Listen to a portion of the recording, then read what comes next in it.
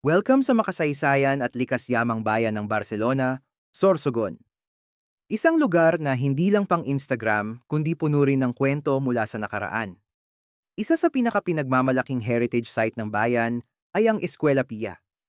Isa panahon ng mga Kastila, gamit ang coral stones, lime at batong buhay. Orihinal itong itinayo bilang paaralan para sa mga anak ng ilustrados o mayayamang Kastila.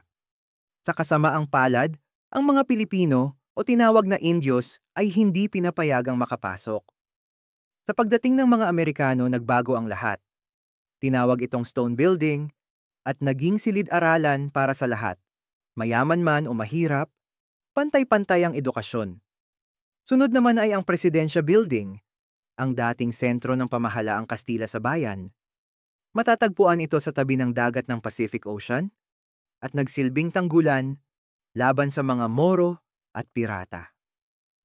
Ayon sa mga kwento ng matatanda, may lihim na lagusan ito papunta sa simbahan.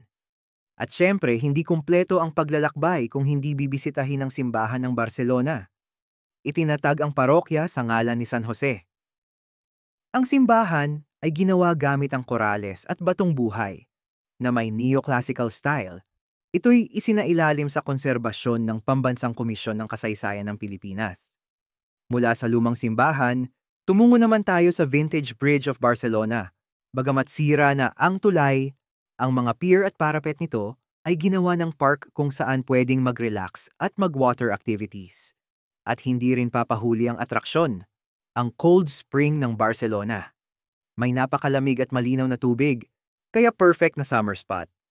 Na-feature pa ito sa kapuso mo, Jessica Soho. At kung dagat naman ang hanap mo, nako, di ka mabibigo. Malinis ang karagatan ng Barcelona. Pwedeng maligo. At sagana sa lamang dagat. Tunay ngang biyaya ng kalikasan ang ipinagkaloob sa bayang ito. At bago matapos ang paglalakbay, dumaan tayo sa Barcelona Town Hall, isang arkitekturang kumakatawan sa ganda at dignidad ng pamahalaan. Madalas itong kunan ng litrato dahil sa kakaibang ganda ng disenyo at interior, kakaiba sa karaniwang gusali ng gobyerno. Kaya kung hanap mo'y kasaysayan, kalikasan, at kagandahan, tara na sa bayan ng Barcelona. Isang bayan na tunay na kayamanang dapat tuklasin at pahalagahan